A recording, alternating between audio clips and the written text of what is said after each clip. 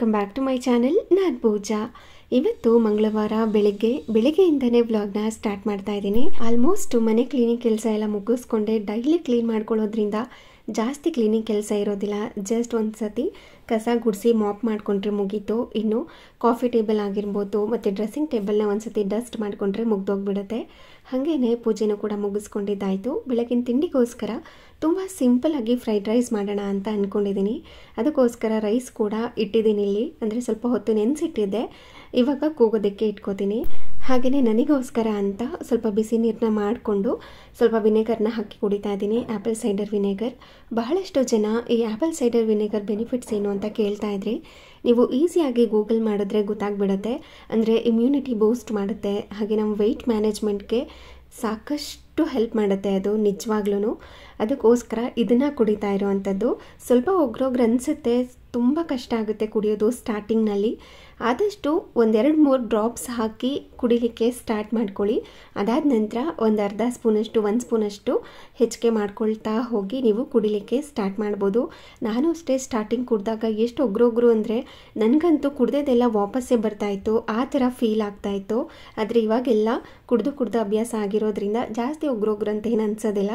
ಆದಷ್ಟು ಕಡಿಮೆ ಪ್ರಮಾಣದಲ್ಲೇ ಕುಡಿತೀನಿ. ನಾನೇನು ತುಂಬ ವೆಯ್ಟ್ ಲಾಸ್ ಮಾಡಬೇಕು ಅಂತ ಏನು ಅಂದ್ಕೊಂಡಿಲ್ಲ, ಸ್ವಲ್ಪ ವೆಯ್ಟ್ ಮ್ಯಾನೇಜ್ ಮಾಡೋಣ ಅಂತ ಅಂದ್ಕೊಂಡಿದ್ದೀನಿ. ಹಾಗಾಗಿ ಡೈಲಿ ಸ್ವಲ್ಪ ಕುಡಿಯೋದು. ಇದಿಲ್ಲ ಅಂತಂದರೆ ಕನಿಷ್ಠ ಪಕ್ಷ ಬಿಸಿ ನೀರಾದ್ರೂ ನಾನು ಕುಡಿತೀನಿ.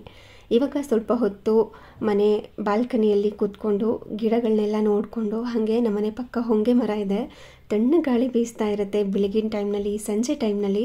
ಹಾಗಾಗಿ ಅಲ್ಲಿ ಸ್ವಲ್ಪ ಹೊತ್ತು ಕೂತ್ಕೊಂಡು ಟೈಮ್ ಸ್ಪೆಂಡ್ ಮಾಡಿ ಅದಾದ ನಂತರ ಬ್ರೇಕ್ಫಾಸ್ಟ್ ಮಾಡ್ಕೊಳ್ಳೋದಕ್ಕೆ ರೆಡಿ ಮಾಡ್ಕೋತೀನಿ. ಇವಾಗ ರೈಸ್ನ ಕೂಗೋದಕ್ಕೆ ಇಟ್ಕೊಂಡಿದ್ದೆ ಅಲ್ವಾ, ಅದು ಕೂಗಿ ಕೂಲಾಗೋ ಅಷ್ಟರಲ್ಲಿ ಆರಾಮಾಗಿ ನಂದು ಮಾರ್ನಿಂಗ್ ಡ್ರಿಂಕ್ ಏನಿದೆ, ಹಾಗೆಯೇ ಮಾರ್ನಿಂಗ್ ರುಟೀನ್ ಏನಾದರೂ ಇದ್ದರೆ ಸಣ್ಣ ಪುಟ್ಟದ್ದು ಅದನ್ನೆಲ್ಲ ಮುಗಿಸ್ಕೊಳ್ತೀನಿ. ಈ ಥರ ರೈಸ್ ಐಟಮ್ ಮಾಡಿದಾಗ ಜಾಸ್ತಿ ಟೈಮೇ ಸಿಗುತ್ತೆ ನನಗೆ ಯೂಶ್ವಲ್ ಆಗಿ. ಹಾಗೆ ಬೇರೆ ಐಟಮ್ಸ್ ಮಾಡಿದಾಗ ಸ್ವಲ್ಪ ಜಾಸ್ತಿ ಕಷ್ಟ ಅನಿಸ್ತಿರತ್ತೆ. ಅಂದರೆ ಕಟ್ ಮಾಡಿಕೊಂಡು ಈಗ ಚಪಾತಿ ಮತ್ತು ಶಾವಿಗೆ, ದೋಸೆ, ಇಡ್ಲಿ ಎಲ್ಲ ಮಾಡಿದಾಗ ಸ್ವಲ್ಪ ಜಾಸ್ತಿ ಟೈಮ್ ತೊಗೊಳುತ್ತೆ. ಇಡ್ಲಿ ಅಂತೂ ಜಾಸ್ತಿ ಟೈಮ್ ತೊಗೊಳ್ಳೋದಿಲ್ಲ, ಈ ದೋಸೆ ಎಲ್ಲ ಮಾಡಿದಾಗ ಜಾಸ್ತಿ ಟೈಮ್ ತೊಗೊಳುತ್ತೆ. ಆದರೆ ಈ ಥರ ರೈಸ್ ಐಟಮ್ ಎಲ್ಲ ಮಾಡ್ಕೊಂಡಾಗ ರೈಸ್ನ ಕೂಗೋದಕ್ಕೆ ಇಟ್ಕೊಂಡು ಅದಾದ ನಂತರ ಮಿಕ್ಕೊಂಡಿರೋಂಥ ಕೆಲಸಗಳನ್ನೆಲ್ಲ ಮಾಡ್ಕೊಬೋದು. ಹಾಗೆ ಇಲ್ಲಿ ಫ್ರೈಡ್ ರೈಸ್ಗೆ ಅಂತ ಈರುಳ್ಳಿನ ಸಣ್ಣದಾಗಿ ಉದ್ದುದ್ದಾಗಿ ಕಟ್ ಮಾಡ್ಕೊಂಡು ಇಟ್ಕೊಂಡಿದ್ದೀನಿ. ಹಾಗೆಯೇ ಇಲ್ಲಿ ಕ್ಯಾರೆಟ್, ಬೀನ್ಸ್ ಮತ್ತು ಎಲೆಕೋಸನ್ನ ತೊಗೊಂಡಿದ್ದೀನಿ. ಬೇಕು ಅಂದರೆ ಕ್ಯಾಪ್ಸಿಕಮ್ ಸಹ ತೊಗೋಬೋದು. ಸ್ವಲ್ಪ ಹಸಿಮೆಣಸಿನಕಾಯಿ, ಕೊತ್ತಂಬರಿ ಸೊಪ್ಪು, ಹಾಗೆ ಸ್ಪ್ರಿಂಗ್ ಆನಿಯನ್ ಬೇಕಾಗುತ್ತೆ. ಫ್ರೈಡ್ ರೈಸ್ಗೆ ಸ್ಪ್ರಿಂಗ್ ಆನಿಯನ್ ಹಾಕ್ಕೊಂಡ್ರೆ ಬಹಳ ರುಚಿಯಾಗಿ ಬರುತ್ತೆ. ಆದಷ್ಟು ಇದ್ದರೆ ತೊಗೊಳ್ಳಿ, ಇಲ್ಲಾಂದರೆ ಸ್ಕಿಪ್ ಮಾಡ್ಕೋಬೋದು. ಇವಾಗ ಕೆಲವೊಂದು ಸಾರಿ ಫ್ರೈಡ್ ರೈಸ್ ಮಾಡ್ಕೊಳ್ಳೋವಾಗ ತರಕಾರಿನೆಲ್ಲ ಸಣ್ಣದಾಗಿ ಉದ್ದುದ್ದಾಗಿ ಹೆಚ್ಚಿಟ್ಕೋತೀನಿ. ಕೆಲವೊಂದು ಸಾರಿ ತೀರಾ ಸಣ್ಣದಾಗಿ ಕಟ್ ಮಾಡಿಕೊಂಡು ಸೇರಿಸ್ಕೋತೀನಿ. ಈ ಸರಿ ಸಣ್ಣದಾಗಿ ತರಕಾರಿಗಳನ್ನ ಕಟ್ ಮಾಡಿಕೊಂಡು ಸೇರಿಸ್ಕೊಳ್ತಾ ಇದ್ದೀನಿ. ಈರುಳ್ಳಿನ ಸಣ್ಣದಾಗಿ ಉದ್ದುದ್ದಾಗಿ ಕಟ್ ಮಾಡಿಕೊಂಡು ಸೇರಿಸ್ಕೊಳ್ತಾ ಇದ್ದೀನಿ. ಸಾಸ್ಗಳನ್ನ ಬಳಸ್ತೇನೆ ಸಹ ಫ್ರೈಡ್ ರೈಸ್ನ ಮಾಡ್ಕೋಬೋದು ನಾಟಿ ಸ್ಟೈಲ್ನಲ್ಲಿ. ಇವತ್ತು ಸಾಸಸ್ಗಳನ್ನ ಬಳಸ್ಕೊಂಡು ಮಾಡ್ಕೋತಾ ಇದ್ದೀನಿ. ಇದೊಂಥರ ರೆಸ್ಟೋರೆಂಟ್ ಸ್ಟೈಲ್ ಅಥವಾ ಈ ಸ್ಟ್ರೀಟ್ ಸ್ಟೈಲ್ ಅಂತ ಹೇಳ್ತಾರಲ್ವ, ಆ ಥರ ಇರುತ್ತೆ. ತುಂಬ ಸಿಂಪಲ್, ರುಚಿಕರವಾಗಿಯೂ ಕೂಡ ಇರುತ್ತೆ.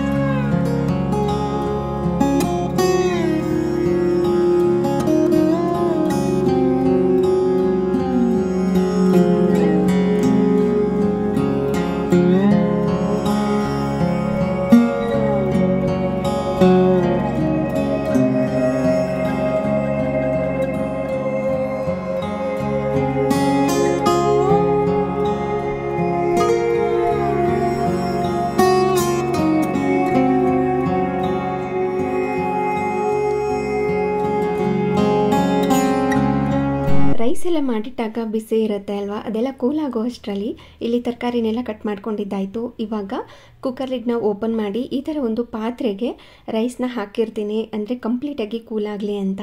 ಸ್ವಲ್ಪ ಬಿಸಿ ಬಿಸಿ ಇರೋವಾಗ್ಲೇ ಈ ಫ್ರೈಡ್ ರೈಸ್, ಚಿತ್ರಾನ್ನ ಈ ಥರ ಎಲ್ಲ ಮಾಡ್ಕೊಂಡಾಗ ಹೆಂಗಾಗ್ಬಿಡುತ್ತೆ ಅಂದರೆ ಸ್ವಲ್ಪ ಮುದ್ದೆ ಮುದ್ದೆ ಥರ ಆಗಿಬಿಡುತ್ತೆ. ಅದಕ್ಕೋಸ್ಕರ ಈ ಥರ ಕಂಪ್ಲೀಟಾಗಿ ಕೂಲ್ ಆದ ನಂತರ ಸೇರಿಸ್ಕೋತೀನಿ. ಆವಾಗ ಅನ್ನ ಉದ್ರುದ್ರಾಗಿ ರೆಡಿ ಆಗಿರುತ್ತೆ.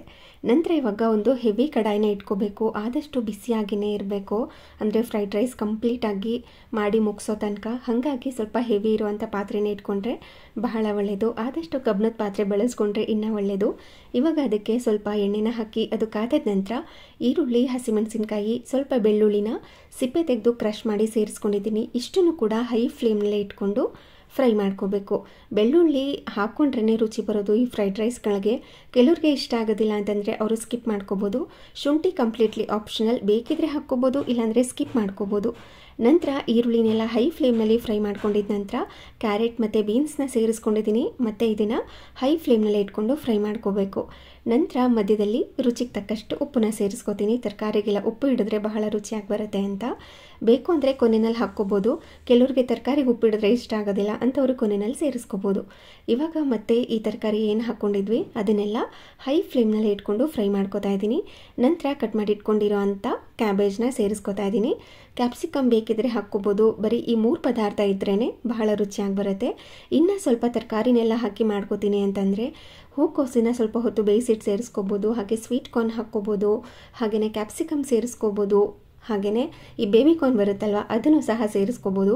ಇಷ್ಟೆಲ್ಲ ತರಕಾರಿ ಹಾಕಿ ಮಾಡಿಕೊಂಡ್ರೆ ಇನ್ನೂ ರುಚಿಯಾಗಿ ಬರುತ್ತೆ, ಹೆಲ್ತ್ಗೂ ಕೂಡ ಬಹಳ ಒಳ್ಳೆಯದು. ಅದನ್ನು ಹೈ ಫ್ಲೇಮ್ನಲ್ಲಿ ಇಟ್ಕೊಂಡು ಫ್ರೈ ಮಾಡ್ಕೊಂಡಿದ್ದ ನಂತರ ಉದ್ರುದ್ರಾಗಿ ಮಾಡಿಟ್ಕೊಂಡಿರೋ ಅಂಥ ಅನ್ನನ ಸೇರಿಸಿ ನಂತರ ಅದಕ್ಕೆ ಸ್ವಲ್ಪ ವಿನೆಗರ್ ಇಲ್ಲಾಂದರೆ ನಿಂಬೆಹಣ್ಣಿನ ರಸ, ಹಾಗೆ ಸ್ವಲ್ಪ ಸೋಯಾ ಸಾಸ್ನ ಸೇರಿಸ್ಕೊಳ್ತಾ ಇದ್ದೀನಿ. ಅದಾದ ನಂತರ ಸ್ವಲ್ಪ ಕಾಳು ಮೆಣಸನ್ನ ಕುಟ್ಟಿ ಪುಡಿ ಮಾಡಿ ಸೇರಿಸ್ಕೋಬೇಕು. ಹಾಗೆ ಸ್ವಲ್ಪ ಜೀರಿಗೆ ಪುಡಿನ ಹಾಕಿ ಸಣ್ಣದಾಗಿ ಕಟ್ ಮಾಡಿ ಇಟ್ಕೊಂಡಿರೋ ಅಂಥ ಕೊತ್ತಂಬರಿ ಸೊಪ್ಪು, ಹಾಗೆಯೇ ಸಣ್ಣದಾಗಿ ಕಟ್ ಮಾಡಿ ಇಟ್ಕೊಂಡಿರೋ ಅಂಥ ಸ್ಪ್ರಿಂಗ್ ಆನಿಯನ್ನ ಹಾಕಿ ಚೆನ್ನಾಗಿ ಇದನ್ನು ಹೈ ಫ್ಲೇಮ್ನಲ್ಲೇ ಇಟ್ಕೊಂಡು ಮಿಕ್ಸ್ ಮಾಡ್ಕೋಬೇಕು. ಅನ್ನನೂ ಸಹ ಬಿಸಿ ಆಗಬೇಕು. ಸುಮ್ಮನೆ ನಾವು ಇದನ್ನೆಲ್ಲ ಹಾಕಿ ಸುಮ್ಮನೆ ಫ್ಲೇಮ್ನ ಆಫ್ ಮಾಡಿ ಮಿಕ್ಸ್ ಮಾಡಿಕೊಂಡ್ರೆ ಅಷ್ಟೊಂದು ರುಚಿ ಬರೋದಿಲ್ಲ. ಇದನ್ನೆಲ್ಲ ಹಾಕಿ ಹೈ ಫ್ಲೇಮ್ನಲ್ಲೇ ಇಟ್ಕೊಂಡು ಮಿಕ್ಸ್ ಮಾಡಿಕೊಂಡ್ರೆ ಬಹಳ ರುಚಿಕರವಾಗಿ ಬಂದಿರುತ್ತೆ. ಒಮ್ಮೆ ನೀವು ಕೂಡ ಟ್ರೈ ಮಾಡಿ ನೋಡಿ. ವಿತೌಟ್ ಸಾಸ್ ಅಂದರೆ ಮನೆಯಲ್ಲೇ ಸಾಸ್ನ ಪ್ರಿಪೇರ್ ಮಾಡಿಕೊಂಡು ಮಾಡೋ ಅಂಥ ಫ್ರೈಡ್ ರೈಸ್ ರೆಸಿಪಿ ಸಹ ಆಲ್ರೆಡಿ ಶೇರ್ ಮಾಡಿದ್ದೀನಿ ಅಂತ ಅನ್ಕೋತೀನಿ. ಚೆಕ್ ಮಾಡ್ತೀನಿ. ಇನ್ ಕೇಸ್ ಶೇರ್ ಮಾಡಿಲ್ಲ ಅಂದರೆ ನೆಕ್ಸ್ಟ್ ಯಾವಾಗಲಾದ್ರೂ ಮಾಡಿದಾಗ ಶೇರ್ ಮಾಡ್ತೀನಿ. ಅದು ಕೂಡ ತುಂಬ ರುಚಿಕರವಾಗಿ ಬಂದಿರುತ್ತೆ. ಇವಾಗ ಆಲ್ಮೋಸ್ಟ್ ಬ್ರೇಕ್ಫಾಸ್ಟ್ ಕೆಲಸ ಎಲ್ಲ ಮುಗೀತು. ಜಸ್ಟ್ ಇದಕ್ಕೆ ಟೊಮ್ಯಾಟೊ ಕೆಚಪ್ನ ಹಾಕಿ ಸರ್ವ್ ಮಾಡೋದಷ್ಟೇ. ಹಾಗೆ ಪಾತ್ರೆಗಳು ಕೂಡ ಸ್ವಲ್ಪನೇ ಇರುತ್ತೆ, ನೀವು ನೋಡ್ತಿರ್ಬೋದು. ಇದನ್ನು ಇವಾಗಲೇ ಕ್ಲೀನ್ ಮಾಡ್ಕೊಂಡ್ಬಿಡ್ತೀನಿ. ಮತ್ತು ಇವಾಗ ಬ್ರೇಕ್ಫಾಸ್ಟ್ ಎಲ್ಲ ಮುಗಿಸಿ ತಟ್ಟೆ ಎಲ್ಲ ಬರುತ್ತಲ್ವ ಅದನ್ನೆಲ್ಲ ಒಂದೇ ಸಾರಿ ಸಿಂಕಲ್ಲಿ ಹಾಕಿ ಸಿಂಕ್ ತುಂಬ ತುಂಬಿಸ್ಕೊಂಡು ಪಾತ್ರೆ ತೊಳೆಯೋದಕ್ಕಿಂತ ಒಂದೇ ಸಾರಿ ಈ ಥರ ಅಡುಗೆ ಎಲ್ಲ ಮುಗ್ದಿದ ನಂತರ ಒಂದು ಸಾರಿ ಕ್ಲೀನ್ ಮಾಡ್ಕೊಂಡ್ಬಿಟ್ಟು ಅಂತಂದರೆ ಅಡುಗೆ ಮನೆ ಕೂಡ ತುಂಬ ನೀಟಾಗಿರುತ್ತೆ. ಅಯ್ಯೋ ಅಡುಗೆ ಮನೆ ಕ್ಲೀನ್ ಮಾಡಬೇಕು ಅನ್ನೋದು ಕೂಡ ತಪ್ಪತ್ತೆ. ಅವಾಗಲೇ ಅಡುಗೆ ಮನೆನ ಕ್ಲೀನ್ ಮಾಡಿಕೊಂಡ್ರೆ ಜಸ್ಟ್ 1 ನಿಮಿಷದಲ್ಲಿ ಆಗುವಂಥ ಕೆಲಸಗಳೇನಾದರೂ ಇದ್ದರೆ ಅವಾಗಲೇ ಕ್ಲೀನ್ ಮಾಡ್ಕೊಂಡ್ಬಿಡ್ಬೇಕು. ಅಯ್ಯೋ ಅಡುಗೆ ಮಾಡಿ ಸುಸ್ತಾಗಿದೆ, ಇನ್ನೊಂದು ಸ್ವಲ್ಪ ಹೊತ್ತು ರೆಸ್ಟ್ ಮಾಡಿಕೊಂಡು ಅದಾದ ನಂತರ ಕ್ಲೀನ್ ಮಾಡ್ಕೋತೀನಿ ಅಂದರೆ ಇನ್ನು 1-2-3 ಗಂಟೆ ಅಡುಗೆ ಮನೆ ಹಾಗೇ ಇರುತ್ತೆ. ಅದ್ರ ಬದಲು 1 ನಿಮಿಷ ಅಥವಾ 2 ನಿಮಿಷದಲ್ಲಿ ಯಾವುದಾದ್ರೂ ಕೆಲಸ ಆಗುತ್ತೆ ಅಂದರೆ ಅದನ್ನು ಪಟ್ಟಂತ ಅವಾಗಲೇ ಮಾಡ್ಕೊಂಡ್ಬಿಡ್ಬೇಕು. ಇಲ್ಲಾಂದರೆ ತುಂಬ ಲ್ಯಾಗ್ ಮಾಡ್ಕೊಳ್ತಾ ಹೋಗ್ತಾ ಇರ್ತೀವಿ. ಒಂದೇ ಸಾರಿ ಎಲ್ಲ ಕೆಲಸಗಳನ್ನೂ ಇಟ್ಕೊಂಡು ತುಂಬ ಸ್ಟ್ರೆಸ್ ಮಾಡ್ಕೋತೀವಿ. ಅದ್ರ ಬದಲಾಗಿ ಈ ಥರ ಅವಾಗಲೇ ಕೆಲಸ ಮಾಡಿಕೊಂಡ್ರೆ ಬಹಳ ಒಳ್ಳೆಯದು. ಇವಾಗ ನಾನು ಯಾವ ಥರ ಮಾಡ್ಕೊಂಡಿದ್ದೀನಿ ಅಂದರೆ ಪಾತ್ರೆ ತೊಳೆಯುವಂಥದ್ದೇನಿತ್ತು ಅದನ್ನೆಲ್ಲ ಸಿಂಕ್ ಒಳಗಡೆ ಹಾಕಿದ್ದಾಯಿತು. ಕೌಂಟರ್ ಟಾಪ್ನ ನೀಟಾಗಿ ಕ್ಲೀನ್ ಮಾಡ್ಕೊಂಡಿದ್ದಾಯಿತು. ಆಯಿತಾ, ಅದಾದ ನಂತರ ಯಾವುದಾದ್ರೂ ಲಂಚ್ ಬಾಕ್ಸ್ ಪ್ಯಾಕ್ ಮಾಡೋದಿದ್ರೆ ಅದನ್ನು ಪ್ಯಾಕ್ ಮಾಡಿ, ಯಾರಿಗಾದ್ರೂ ಬ್ರೇಕ್ಫಾಸ್ಟ್ ಹಾಕ್ಕೊಡೋದಿದ್ರೆ ಅದನ್ನು ಹಾಕ್ಕೊಟ್ಟು ನಂತರ ಇಲ್ಲಿ ಪಾತ್ರೆನೂ ಕೂಡ ಕ್ಲೀನ್ ಮಾಡ್ಕೊಂಡ್ಬಿಡ್ತೀನಿ. ಅದಾದ ನಂತರ ನಾನು ಆರಾಮಾಗಿ ಕೂತ್ಕೊಂಡು ನೆಮ್ಮದಿಯಾಗಿ ಬ್ರೇಕ್ಫಾಸ್ಟ್ ಮಾಡ್ಬೋದು. ಇಲ್ಲ ಅಂತಂದರೆ ಬಹಳ ಕಷ್ಟ ಆಗುತ್ತೆ. ಹಾಗೆ ನಾನು ಮನೆಯಲ್ಲೇ ಮಾಡಿಟ್ಕೊಂಡಿರೋಂಥ ಟೊಮ್ಯಾಟೊ ಕೆಚಪ್ ನೋಡ್ತಿರ್ಬೋದು ನೀವು ಎಷ್ಟು ಖಾಲಿ ಆಗಿದೆ ಅಂತ. ಆದ್ರೂ ಕೂಡ ತುಂಬಾ ಫ್ರೆಶ್ ಆಗಿ ತುಂಬಾ ಚೆನ್ನಾಗಿತ್ತು. ಯಾರಿಗಾದ್ರೂ ಮನೆಯಲ್ಲಿ ಟೊಮ್ಯಾಟೊ ಕೆಚಪ್ನ ಟ್ರೈ ಮಾಡಬೇಕು ಅಂತ ಇದ್ದರೆ ನಾನು ಆಲ್ರೆಡಿ ವಿಡಿಯೋನ ಶೇರ್ ಮಾಡಿದ್ದೀನಿ, ಚೆಕ್ ಮಾಡಿ. 2-3 ತಿಂಗಳ ತನಕ ಆರಾಮಾಗಿ ಸ್ಟೋರ್ ಮಾಡ್ಕೋಬೋದು. ಆದಷ್ಟು ವೆಟ್ ಸ್ಪೂನ್ನ ಹಾಕೋದಕ್ಕಿಂತ ಡ್ರೈ ಸ್ಪೂನ್ನ ಹಾಕಿ ತೊಗೊಂಡ್ರೆ ಇನ್ನೂ ಚೆನ್ನಾಗಿರುತ್ತೆ, ಫ್ರೆಶ್ ಆಗಿಯೇ ಇರುತ್ತೆ. ಕೆಲವೊಂದು ಸಾರಿ ನಾವು ಸೋಪಿಂದ ವಾಶ್ ಮಾಡಿರ್ತೀವಿ ಸ್ಪೂನ್ನ, ಮತ್ತು ನೀರು ಥರ ಇರುತ್ತಲ್ವ ಅದನ್ನು ಹಾಗೆ ಹಾಕಿಬಿಟ್ರೆ ಕೆಟ್ಟೋಗೋ ಚಾನ್ಸಸ್ ಇರುತ್ತೆ. ಆದಷ್ಟು ಡ್ರೈ ಆಗಿರುವಂಥ ಸ್ಪೂನ್ನ ಬಳಸ್ಕೊಂಡ್ರೆ ಬೇಗ ಕೆಟ್ಟೋಗೋದಿಲ್ಲ. ಹಾಗೆಯೇ ಇವಾಗ ಟೊಮ್ಯಾಟೊ ಕೆಚಪ್ ಬಾಟಲ್ ನೋಡಿದ್ರಿ ಅಲ್ವಾ, ಆಲ್ಮೋಸ್ಟ್ ಖಾಲಿ ಆಗ್ತಾ ಬರ್ತಾ ಇದೆ. ಮತ್ತು ಇವಾಗ ಟೊಮ್ಯಾಟೊ ಕೆಚಪ್ ಕೆಚಪ್ನ ಮಾಡಿ ಸ್ಟೋರ್ ಮಾಡ್ಕೋಬೇಕು. ಯಾರಿಗಾದ್ರೂ ಹೊರಗಡೆಯಿಂದ ಟೊಮೆಟೊ ಕೆಚಪ್ ತರೋದು ಇಷ್ಟ ಇಲ್ಲ ಅಂತಂದರೆ ಮನೆಯಲ್ಲಿ ಒಮ್ಮೆ ಟ್ರೈ ಮಾಡಿ ನೋಡಿ. ಹಾಗೆ ಇವಾಗ ಪಾತ್ರೆನೂ ಕೂಡ ಕ್ಲೀನ್ ಮಾಡಿಕೊಂಡು ಎತ್ತಿಟ್ಕೋತಾ ಇದ್ದೀನಿ. ಅದಾದ ನಂತರ ಸ್ವಲ್ಪ ಬಟ್ಟೆ ಕೂಡ ವಾಶ್ ಮಾಡೋದಕ್ಕೆ ಹಾಕಬೇಕಾಗಿತ್ತು, ಅದನ್ನು ಕೂಡ ಇವಾಗ ವಾಶ್ ಮಾಡೋದಕ್ಕೆ ಹಾಕ್ತಾ ಇದ್ದೀನಿ. ನೋಡಿ, ಇವಾಗ ಊರಿಂದ ಬಂದಾಗ ಕೆಲವೊಂದಷ್ಟು ಬಟ್ಟೆಗಳಿತ್ತು, ಅದನ್ನೆಲ್ಲ ಹಾಗೆಯೇ ಡಂಪ್ ಮಾಡಿಟ್ಟಿದ್ದೆ. ಕೆಲವೊಂದಷ್ಟು ಡ್ರೈ ಕ್ಲೀನು ಕೊಡಬೇಕಾಗಿತ್ತಲ್ವ, ಅದನ್ನೆಲ್ಲ ಕೊಟ್ಟಿದ್ದಾಯಿತು. ಇನ್ನು ಹ್ಯಾಂಡ್ ವಾಶ್ ಮಾಡೋದಿರುತ್ತೆ ಕೆಲವೊಂದು, ಅದನ್ನೆಲ್ಲ ಹ್ಯಾಂಡ್ ವಾಶ್ ಮಾಡಿಟ್ಟಿದ್ದೀನಿ.